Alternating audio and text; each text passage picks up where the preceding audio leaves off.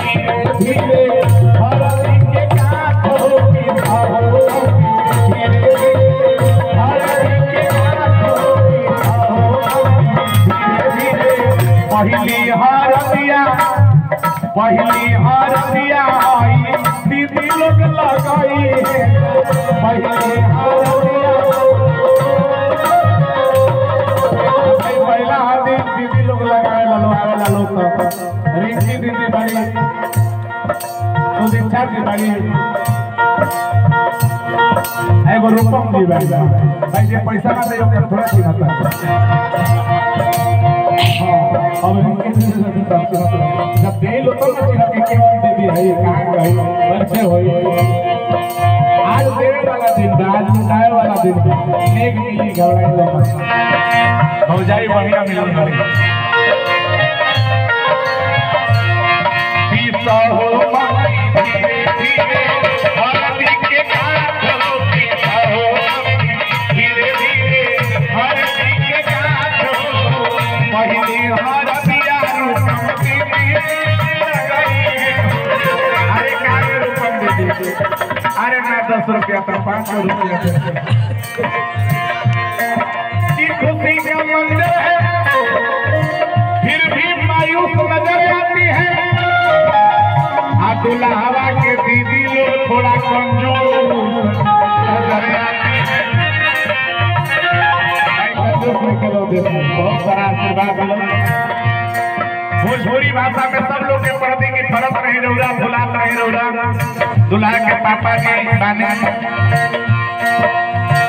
अब पापा जी के नंबर बाबा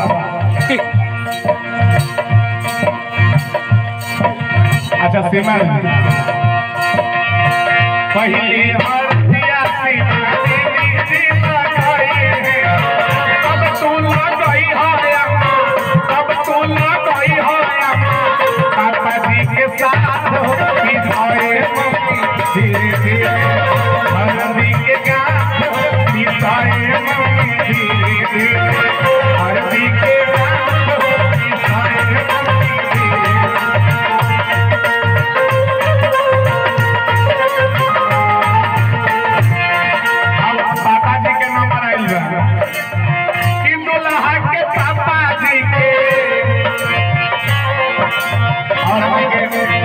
दुल्हा के जीजा जी निखिलेश जी बानी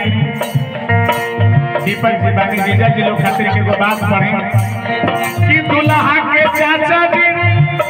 और पापा जी बड़े सीधा है और बड़े हैंडसम और स्मार्ट इनके जीजा है भाई जीजा जी के लिए जोरदार ताली बजाइए बड़े हैंडसम और स्मार्ट है पापा जी को देख रहा बने 5 नंबर हमरा के मिल रहा है 5 से कम यहाँ के प्रभु नहीं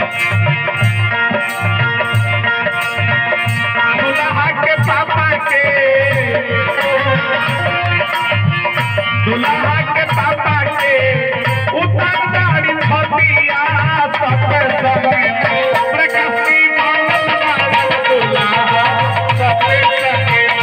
प्रकाशी मंगल वाला दुल्हा सबके संगे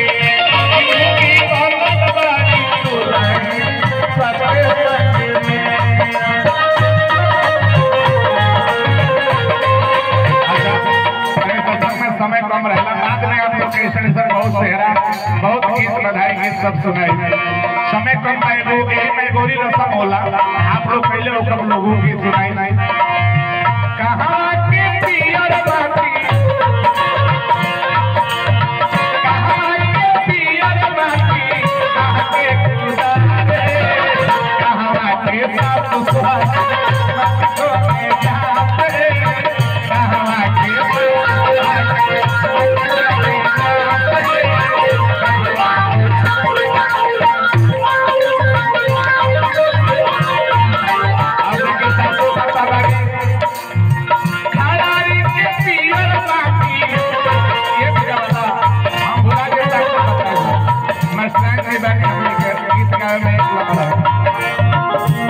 ज्योति जी हरारी के पियर माटी के गुजारे जी साफ सुहागे मत खोने जाते कांति के साथ सुहागे मत खोने जाते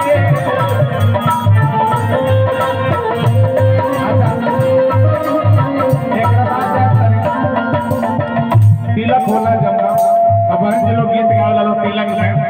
जब तिलकारू लोग गावे लो हम बना रहने अपने का मिलल तो हम देख ले नहीं के सरकार जी तिलक का मिलल तो हम देख ले नहीं के हम रहबे ना कर बस ओरा के 10% हम के चाहिए इतना मिलल मंजूर बनो सरकार जी ऐसे आदमी तो 100% से ऊपर तैयार बने सेवा अब दुल्हन जी हमने के भले ना दे लेकिन दुल्हा का तरफ 100% बराबर। देखिए आप लोग रोते हुए को हंसाना जिंदगी है गिरते हुए को उठाना जिंदगी है। ये गोरी जब तिलक में बहन जी लोग गीत गावे ला लोग का जब तिलक लोग गावे ला लोग चढ़ावे ला लोग हुजूर लगावे ला लोग बटुला भी छोट है बटुली भी छोट है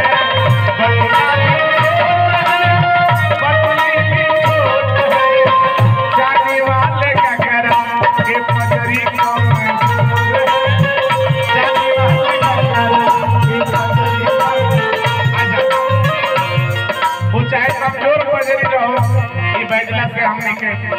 बहनपुरी से बहुत सारा आशीर्वाद महात्मा महेंद्र सिंह जी के पुत्री माता जी के कृपा हो के यहाँ के भी सारा मनोकामना पूर्ण हो के सब लोग के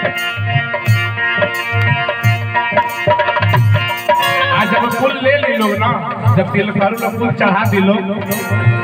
भले चाहे कमजोर रहो चाहे मेहमान रहो खड़ा जब चढ़ा दी जब बक्सा में ताला में बंद हो जाए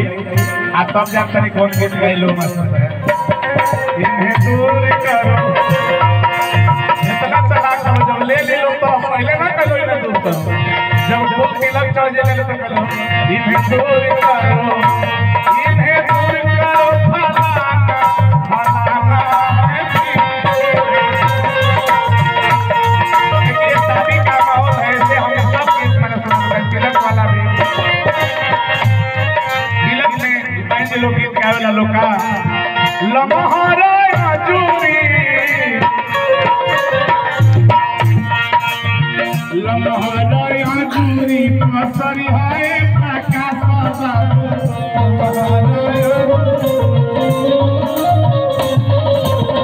लमहर बाबा पाजी के नाम लमहर बाबा पाजी के नाम लमहरा जुरी पसरी है प्रकाश बाबू लमहरा जुरी पसरी है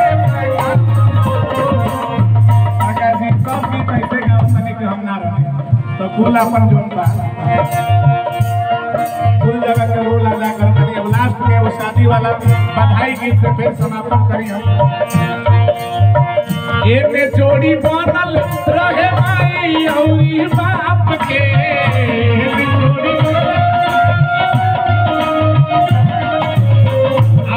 जोड़ी बनल रहे ससुर औरी भाई ओने जोड़ी बनल रहे इने भैया भाभी लोग के जोड़ी बनल रहे आई एगो औरी कृपा होके का रहमत बरसते रहे सतगुरु के नजर के सीता रघुवर के जोड़ी बनल रहे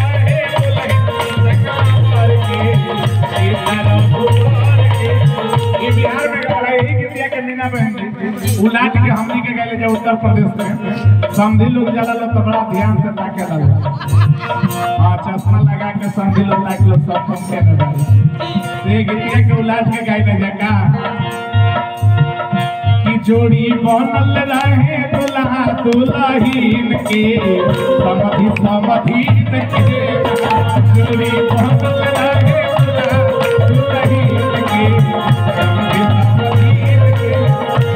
अरदास बा भाई जेकर शादी नहीं के भाई ओकरा के बढ़िया घर पर मिल जा बढ़िया से जितना लोग मार ना भाई गोलू बाबू पर ज्यादा कृपा बा। हाँ यहाँ के जल्दी हो जाओ। आयो असली शादी ऐसा जब संसारी शादी बा असली शादी केवन बा ये निरंकार से ये जीव रूपी दुल्हन के जो शादी होता हमने के गुरु करावे ले ये शादी असली शादी ये रूह के ये परम पिता परमात्मा से जो शादी होला ये शादी भी निरंकारी मिशन करा रहा बा। फिर बात में हमारे बात लोग ऐसा बहुत सारा गीत सुनाई प्यार से कही